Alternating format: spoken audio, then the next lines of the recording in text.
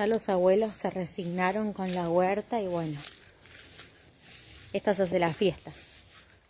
¿Qué estás haciendo? Así te quería agarrar.